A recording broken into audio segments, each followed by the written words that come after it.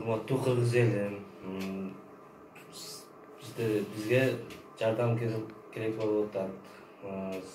Сиздерге кайрылууга муктаж болуп атабыз. Менин кызым Жумагүл 2017-жылы төрөлгөн. Пароксекция болуп төрөлгөн. Ошондо операция болгон. 350 күнгө. Эми экинчи операциясы болуш керек экен. Врачтарга бизге кайрылдыгы 5 марттын 5-орунда операция болуш керек экен. Экинчи операциясы.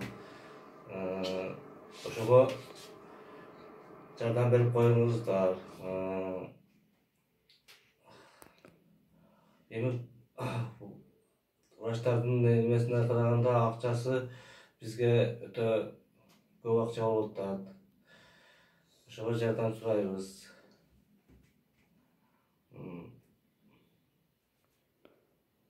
Азыр данный момент акчасы канча болот?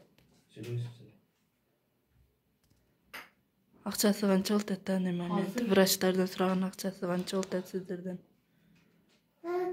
Врачтардын акчасы 732.802 кичине аябай чоң сумма болуп атат. Биздин кайрылганыбыздын себеби ошол. Менин кызым сүйлөй албайт. Тагдырга жазган сыноо экен бизге. Таңдай жок төрөлгөндө. Биз сиздерге кайрылганы аргасыз болдук. Эгер мүмкүн болсо жардамыңыздарды аябаңыздар, биз сиздерден суранабыз. Ошо кагаздан алсам. Бизден качпаса Аллахтан кайсын. Мына кызыбыз Касымова Жумагүлдүн документи экен.